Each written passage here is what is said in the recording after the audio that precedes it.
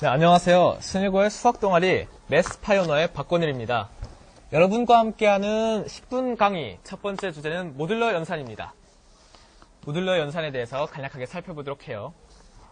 모듈러는 우리말로 하면 무엇이냐? 합동식입니다. 합동식.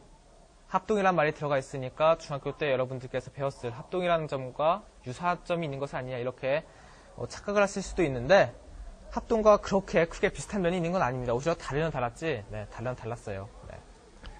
합동이 여러분들께서 배웠을 합동은 뭐 도형 얘기가 나오고 뭐 대형변과 대형각이 같다 이런 얘기가 나왔다면 이제 우리가 배울 모듈러는 정수론에 관한 얘기입니다. 제가 예를 하나 들어볼게요. 자, 시계를 하나 준비해왔습니다. 여러분들께서 흔히 일상생활 속에 있어서 지금 몇 시야? 라고 물었을 때 지금 뭐 2시 반이야? 아니야 뭐 3시 40분이야? 이러지? 5시 74분이야? 이러진 않죠? 74분. 이상합니다. 그 말은 무슨 말이냐? 우리가 시간에서 분이라는 것을 사용함에 있어서 그 분이라는 것을 0에서 60 사이로 딱 고정시켜놓고 그 사이에서만 쓰겠다는 것입니다.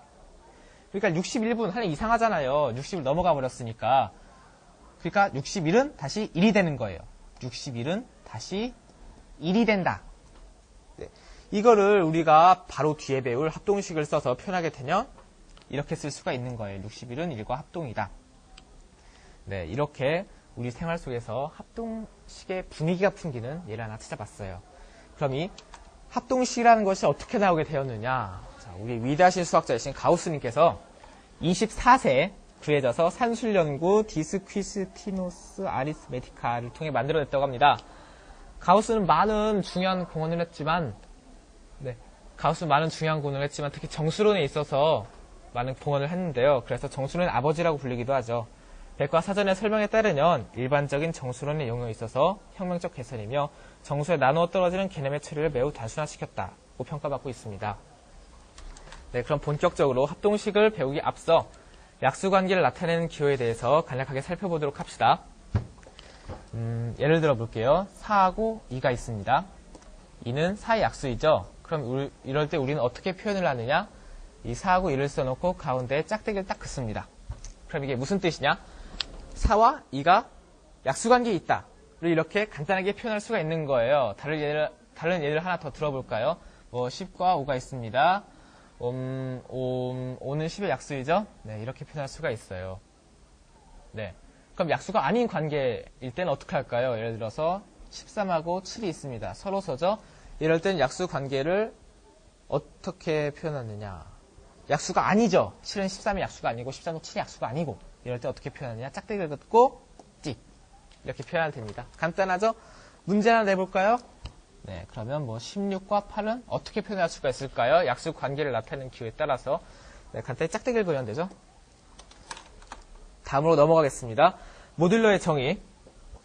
두 정수 A, B를 양의 정수 N으로 나누었을 때 그 나머지가 같으면 A, B는 합동이라 부른다. 그리고 이를 A와 B는 A와 B는 모듈 N에 대해 합동으로 나타낸다.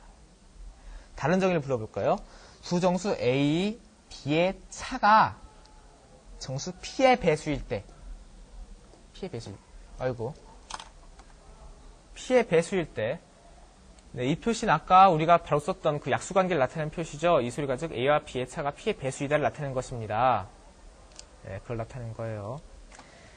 이때 나머지가 같게 되면 나머지가 같다고 합시다. 나머지가 뭔지 모르겠어요. 나머지가 나오겠죠. 나머지가 나왔는데 하여튼 그 나머지가 서로 같으면 A, B는 모듈 N에 대해 합동이라 부른다. 네, A, B는 모듈 N에 대해 합동이라 부른다.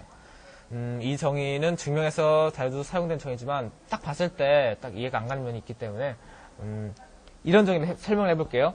두 정수 A, B가 4하고 5가 있습니다. 4하고 뭐가 있을까? 3이 7, 네, 7이 있습니다.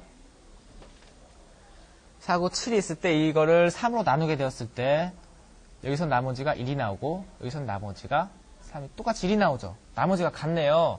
이럴 때 우리가 4하고 7이 합동이라고 쓸 수가 있는 겁니다. 네, 이해 가셨죠? 얘를 하나만 더 들어볼게요. 8하고 15가 있습니다. 그럼 이 두 수는 무슨 수에 대해서 합동일까요? 네, 7에 대해서 합동이죠. 7로 나누게 되면 여기서 1이 나오고 여기서도 7이 14 더하기 1이 나오게 됩니다. 이럴 때 우리는 8하고 15가 합동이고 이것을 모듈 n에 대해, 모듈 몇에 대해? 7에 대해 이렇게 쓰는 겁니다. 즉 8하고 15는 7로 나눴을 때 나머지가 같다. 이해 가셨죠? 그럼 바로 다음 성질에 대해서 간략하게, 많은 성질들이 있어요. 많은 성질들이 있지만 간략하게 딱 대여섯 가지만 짚고 넘어가고 증명 간단히 하고 연습 문제 풀고 끝내도록 하겠습니다. 이게 10분 강의다 보니까 빨리 끝내야 돼요. 죄송합니다. 모듈러는, 그러니까 합동식의 성질들은 등식과 많은 유사점이 있습니다. 반사율, 대칭율, 그리고 추율, 뭐 이런 것들이 거의 다 등식과 많은 비슷한 점이 있는데요. 네, 반사율을 한번 증명해 보도록 합시다. 이 합동식의 증명에 있어서 제가 생각하기에 키포인트는 빼는 겁니다. 왜 그러냐? 합동식의 정의가 두 정수 A, B의 차가 정수 P의 배수이지 않습니까? 그러니까 이 차로서 증명하게 되는 것인데요. A와 A가 있네요. A들은 물론 정수론에서 합동식이다 보니까 정수고요. 이 Z는 정수를 나타내는 집합인 건 아시죠? 네, 이 A와 A를 뺍니다. 왜 A와 A를 빼느냐? 누누이 말씀드렸다시피 합동식의 정의가 두 정수 A, B의 차가 정수 P의 배수일 때를 이제 표현하는 것이기 때문에 A와 A를 뺍니다. 근데 이게 정수 뭐 N에 대해 합동이라고 합시다. 네, A에서 A를 빼게 되면 0이죠? 근데 0은 모든 수의 배수이고, 그러죠? N은 모든 수의 배수입니다. N은 모든 수의 배수이다 보니까 네, 이게 성립을 하죠? 이게 이 소리고, N은 0에 대해서 0은 모든 수의 배수인데 A와 A가 뭐 같은 소리입니다. 그래서 이게 증명이 되는 거예요. 이해 가셨을 거라 믿어요. 다음 대칭율.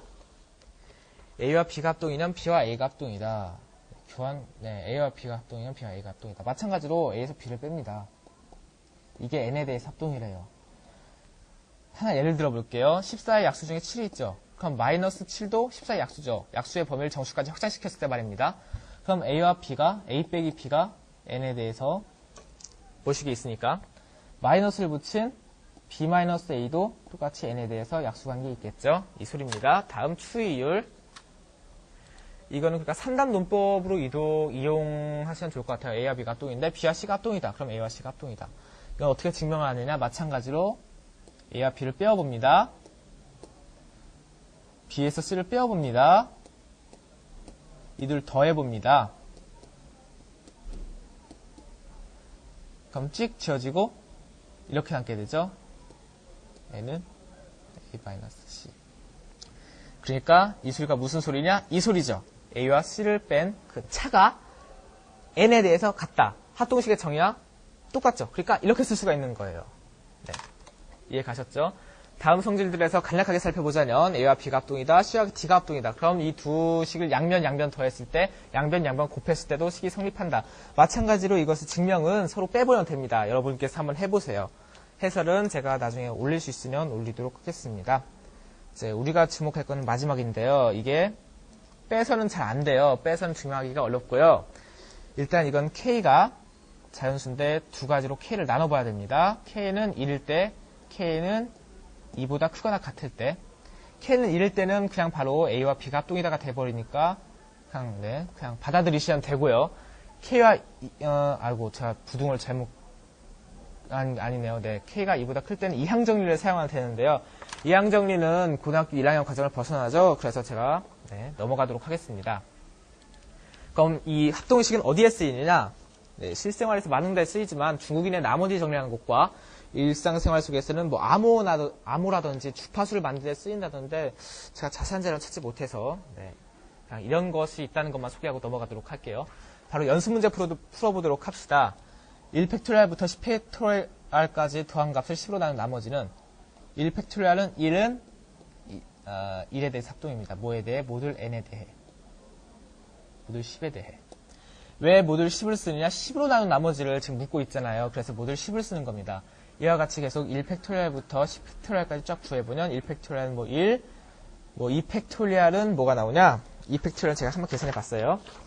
2팩토리얼은 뭐와 합동이냐면 2와 합동입니다. 3팩토리얼은 6과 합동이고요. 4팩토리얼은 4와 합동입니다. 5팩토리얼은 계산해보게 되면 120이 나오는데 120은 10의 배수이죠. 즉 0과 합동입니다. 네, 여기 나왔어요. 5팩토리얼 0과 합동이다. 그 말은 무슨 말이냐? 5팩토리얼부터 10팩토리얼까지는 계속 0을 곱하게 되죠. 5가 120인데 120에다가 계속 6을 곱하고 7을 곱하고 하니까 끝에 자리 쓰면 0이 되겠죠. 0이 되면 그 말은 무슨 말이냐? 즉 계속 0과 합동이라는 소리입니다. 0과 합동이라는 소리라서 이 문제를 다시 써보게 되면 1팩토리얼은 1이 되고요. 1팩토리얼은 1이 되고요. 2팩토리얼은 2가 되고요. 3팩토리얼은 6이 되고요. 4팩토리얼은 4가 되고요. 5팩토리얼부터 이게 4입니다. 5팩토리얼부터 10팩토리얼까지는 0이 되죠. 네, 이수를 구한 것과 이걸 구한 것과 이걸 구한 것을 10으로 나눴을 때 나머지가 같다는 겁니다. 그래서 합동식을 써먹을 수가 있는 거예요. 이걸 실제로 더하게 되면 13이 나오죠. 13을 10으로 나누게 되면 3이 되죠. 네, 결국 이 문제의 답은 3입니다. 네, 이상으로 연습 문제 맞춰보았습니다. 맺은 말 감사합니다. 네, 장난이고요. 네. 시계와 달력 등 우리는 일상생활에서 알게 모르게 잉여라는 개념을 써왔어요. 합동식에서 이 잉여, 나머지라는 개념을 쓰는 것 중에 예인데요.